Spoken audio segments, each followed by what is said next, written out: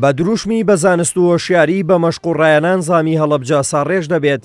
کۆلێژی سەربازی قەڵاچوالان ڕێوڕسمی ئاهەنگی دەرچوونی بۆ ژمارەیەکی دیکە لە ئەفسەران سازدا کە لە خولی پێگەیاندنی ڕاپەڕین بەشداریان کردووە و بۆ ماوەی 6 مانگ مەشق و ڕایەنانیان پێکراوە. ڕێوڕسمەکە بە پێشکەشکردنی مارشی نیشتیمانی ئەیڕەقیب و ساتێگوەستان بۆ گیانی شەیدانی ڕێگای ڕزگاری کوردستان دەستی پێکرد و بە دوایدا چەنایەتێک لە قورئانی پیرۆز خوێندرایەوە.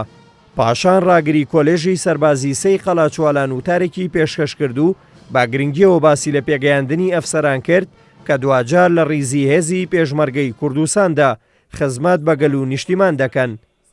ڕەنگە لە ئایندەدا چۆنێتی پێشکەشکردنی هاوکاریەکان گۆڕانکاری بەسەر بێت، بۆیە دەبێت زۆر بەجددی خۆمان ساز و ئامادە بکەین لە هەموو ڕۆکانەوە. خۆ ئامادەکردنی تۆکمەی ئەمڕۆ بۆ شەڕ واتە ئاشتی بەیانیمان بۆ فەرەهەم دەکات.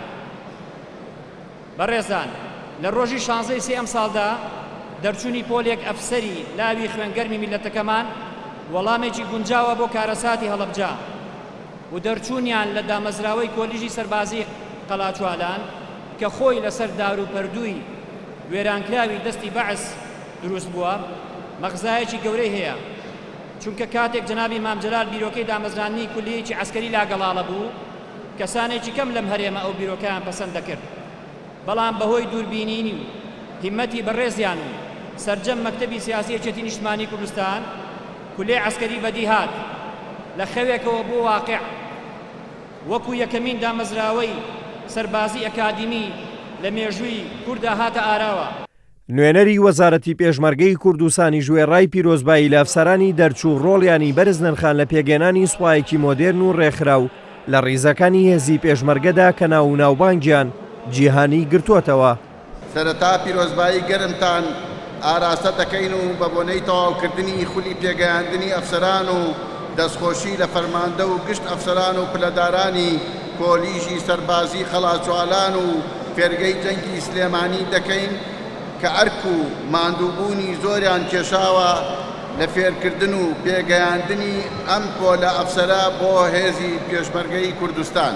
ئەم پۆلە ئەفسەرە دەبنە میراتگری سەدان فەرماندە و پێشمەرگەی شەهید کە لە پێناوی ئازادی کوردستان و بنیادنانی سوپایەکی شایستە بە کۆمەڵگەی کوردەواری گیانی خۆیان بەخت کرد.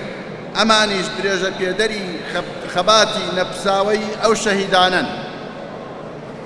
زیادبوونی ئەم پۆلە ئەفسەرە لەم هەلومەرجەی کوردستان بۆ هێزی پێشمەرگە ورەیەکی گەورەتر و خوێنێکی نوێ دەکاتە جەستەی هێزی پێشمەرگەوە کە ئازایانەتر و دڵسۆزانەتر لە بەرامبەر شاڵاوی تیرۆریستان و دوژمنانی گەلەکەماندا بوەستنەوە و بەرگری لە سەروەری خاکی کوردستان بکەن. ئەفسەرانی بەشداربوو لە خولی ڕاپەڕین ماوەی 6 مانگە لە کۆلێژی سەربازی قەڵاچوالان مەشق و ڕایەنانەکانی تەعبیە و تەقەکردن بە چەکە جۆرا و جۆرەکانی ڕشتەی پیادەیان ئەنجام داوە. کۆلێژی سەربازی قەڵاچوالان زانکۆیەکی بەرگریە بۆ خوێندنی سەربازی و پێگەیاندنی ئەفسەری ئەکادیمی لە ڕیزەکانی هێزی پێشمەرگەی کوردستان کە ئەو کۆلێژە دوای دامەزراندنی بە بڕیاری سەرۆک مام جەلال یەکەم خولی خوێندنی سەربازی لە ساڵی 1992 تێدا وەرگیرا و هەموو خولێکی مەشق و ڕایەنانی بۆ ماوەی 2 ساڵ دەیان خوێندکاری سەربازی ئەکادیمی تێدا پێگەێنراوە و ئێستا لە ڕیزەکانی هێزی پێشمەرگەی سوپای کوردستان خزمەت بە خاک و نیشتیمان دەکەن. دلێر کەمال، کورسات نیوز. ئەنجام دەری ئەرکەکانم بم بەو پەری ئەمانەت و بێلایەنی